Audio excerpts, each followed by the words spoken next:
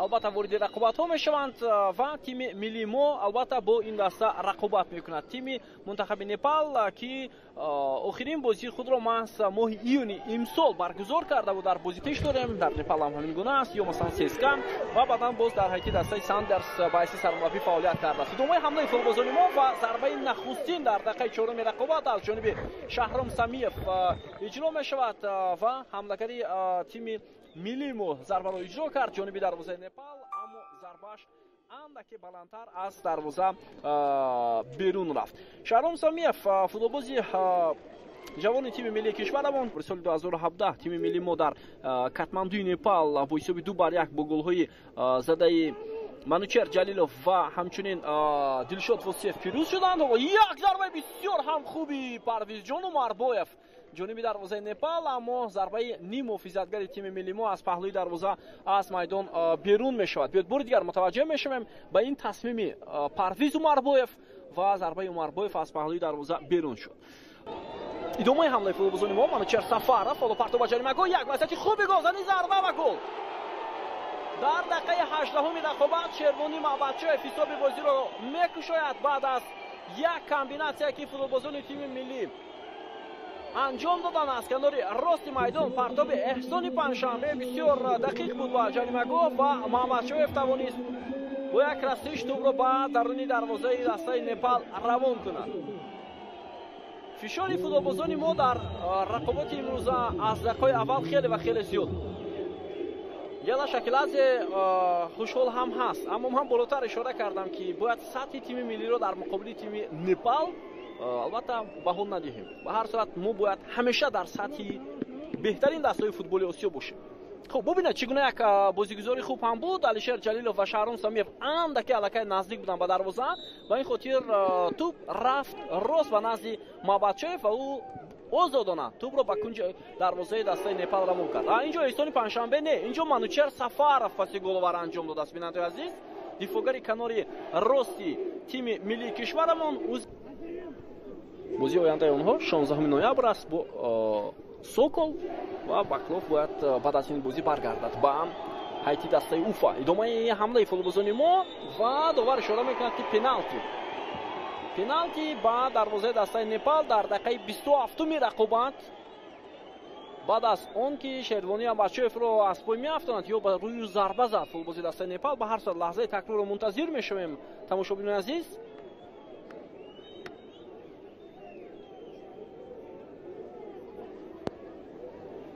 довар аз Русия ҳоло ба нуқтаи зарбаи 11 метра ишора мекунад. Маҳбатчоев ва ба ҳаракатҳои футболбози рақами дуюм мутаваҷҷеҳ мешавад. бо дасти чап барои Маҳбатчоев зарба задааст. ҳимоятгари дастаи Непал Саниш Шрешта ва довар зарбаи пеналти таъин мекунад ва Алишер Ҷалилов ба назди тӯб меояд барои иҷро кардани зарбаи пеналти. қаблан дар тими миллӣ зарбаҳои пеналтиро ҳамеша капитани дастам Аҳтам Назаров иҷро мекард, ё масалан Парвиз Умарбоев ки дар баъзе бозиҳо ба ҳайси капитани тими миллӣ ҳунарнамоӣ мекард. хуб ҳоло ба Алишер Ҷалилов вогузор шудааст иҷрои зарбаи пеналти. бетаваҷҷӯҳ мекунем имкони афзун кардани ҳисоби бозӣ дар бозии имрӯза дар муқобили тими Непал дар нимаи аввал вуҷуд дорад. ва ҳоло коргардон анбӯҳи зиёди мухлисонро нишон медиҳад ва шуморашон кам нест ба ҳар сурат. хуб, Киран Кумар Лимбу, капитан ва дарвозабони тими миллии Непал, ҳоло дар муқобили ним муҳофизатгари тими миллии мо Алишер Ҷалилов қарор дорад. биёд мутаваҷҷеҳ мешавем зарбаи Алишер Ҷалиловро.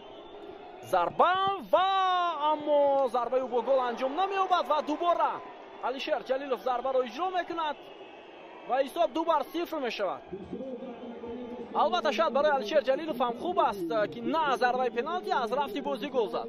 ҳамин гуна ҳисоб мешавад, аз пеналти ҳисоб намешавад ва ҳисоб 2-0 мешавад. бинандаи азиз, дарвозабони Непал Киран Кумар зарбаи Алишер Ҷалиловро пай бурд ва ӯро баргардонид, аммо дифогарони тими Непал дар ин лаҳза ба дарвозабон кӯмак карда натавонистанд. муҳим нест, муҳим он аст ки зарбаи задаи ниммуҳофизатгари тими миллии мо ворди дарвоза шуд ва ҳисоб 2-0 гардид.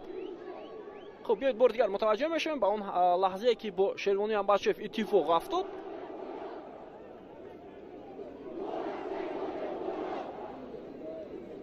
зарба рост баргардонда шуд. ба ин хотир Алишер Ҷалилов дубора тавонист тӯбро ба даруни дарвоза равон кунад ва ҳисобро 2-0 намояд. умури бозиҳои дастаи Непал дар таърихи мавҷудияти ин тим мутаваҷҷеҳ шавем. ҳоло як вазъияти бисёр хафнок дар назди дарвозаи мо ва зарбаи нахустин ҳоло зада мешавад дар дақиқаи 32-уми рақобат аз ҷониби футболбози рақами 7-уми дастаи Непал Гиллеспи Ян Карки, вале ту болотар аз дарвозаи Алек Баклов аз майдон берун мешавад.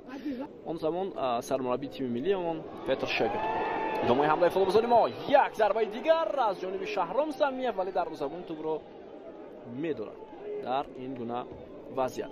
баъд аз бозӣ бо Русия тими миллии мо бозиҳои дӯстона дошт, аммо дар сафар буд. масалан муқобили Имороти Муттаҳидаи Араб 25 марти соли 2023 дар шаҳри Абузабии Имороти Муттаҳидаи Араб баргузор шуд. баъд аз он бо Кувайт Амирбек Ҷӯлабоев ирсоли тӯб ба канори рости майдон. Манучер Сафаров, ҳоло Эҳсони Панҷшанбе, як ирсоли навбатӣ дигар, зарба бо сар ва гол. ҳисоб 3-0. дубли Шервонӣ Мамбатчоев дар бозии муза муқобили тими миллии Непал.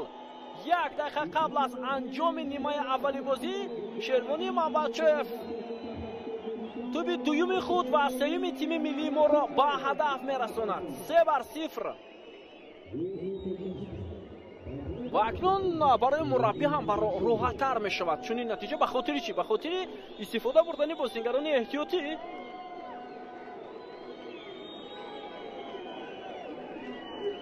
аслан бозигузори хуб ҳам буд. Манучер Сафаров, баъдан партоби Эҳсони Панҷшанбе бисёр мувофиқ ва дуруст мавқеъ гирифтани Шервонӣ Мамбатчоев голи сеюми тими миллии моро дар бозии имрӯза муқобили Непал ташкил мекунад, таъмин мекунад. як дақиқа илова кардаи довар поён ёфт ва непалиҳо ҳоло зарбаи ҷаримавӣ кор мекунанд дар ҳамин вазъият. бале баъд аз он ки тӯб ба назди дарвоза равон карда шуд, Манучер Сафаров футболбози дастаи Непалро аз пои афтон.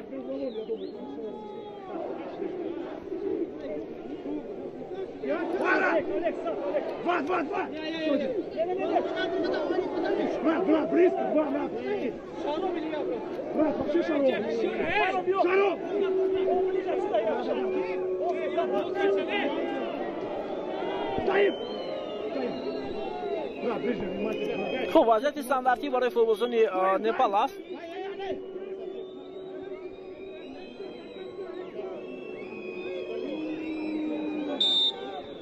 بیاد متوجه میشویم پرتوبان از دروازه ما وضعیت بسیار خطرناک و الک باکلوف توپ را داشته میگیرد. اینجا نفهمی میانی فوتبالبازان ما و بازیگران نپال است.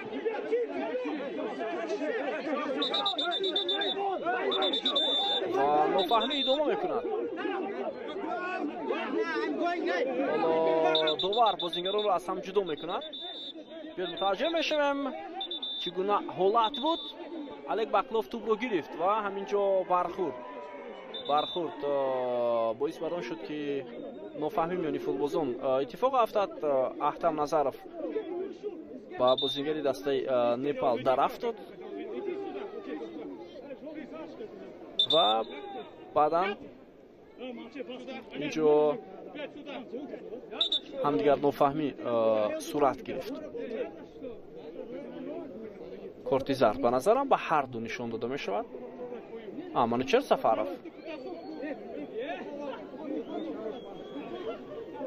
در قسم دوم айни муддав мебошад барои ситоди мураббиён. вале бо таҷрибаи Петр Шек агар бозиҳои тими миллиро баррасӣ кунем, Петр Шек ҳеҷ гоҳ дар ҳатто бозиҳои дӯстона ҳаятро пурра иваз намекард. ӯ танҳо дар дақиқаҳои баъдӣ баъдан иваз мекард футболбозони асосиро. идомаи ҳамлаи футболбозони мо Умарбоев, зарбаи хеле ҳам сахт ва Алишер Ҷалилов. ҳисоб 4-0 با فایده فوتبالبازان ما و دوبلی Алишер Ҷалилов در بازی امروزه مقابل دسته نپال و حساب 4-0 می شود در دقیقه 49 رقابت.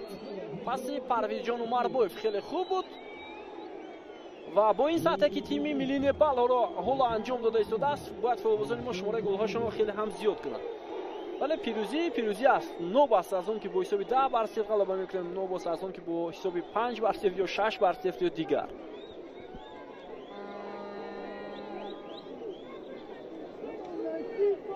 паси головар ба Парвизҷон Умарбоев тааллуқ дорад. Манучер Сафаров, Эҳсони Паншанбе ва инак Парвизҷон Умарбоев се нафар ҳоло дар голҳои тими милли мо пасҳои головар анҷом медиҳанд дар рақобати дӯстона муқобили тими Непал. Ва Алишер Ҷалилов ки дар болои хати ҷаримагоҳи дастаи Непал қарор дошт, тӯбро рост ба кунҷи болои дарвозаи дастаи Непал равон кард ва ҳисобро 4-0 намуд. Ваҳдан Ҳанонов, партоби хеле баланд ба Рустам Соиров, ҳоло зарбаи ӯ ва дарвозабони 34 солаи Непал ин зарбаро бармегардонад.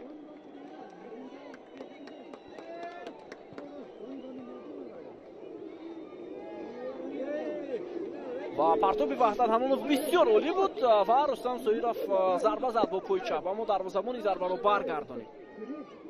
Мамбатшоев ки дар бозии имрӯза 2 дафъа муаллифи гол шуд, ҳоло тӯбро ҳам дар майдон нигоҳ дошта натавонист. ин голҳои панҷум ва шашуми Шервони Мамбатшоев дар тими миллӣ буданд.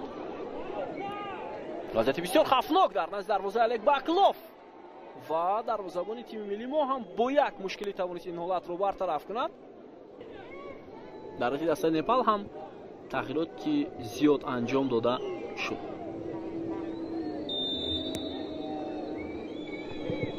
партоб заминӣ анҷом шуд ҷониби дарвозаи Олег Баклов, вале дарвозабони мо тӯбро дошта гирифт.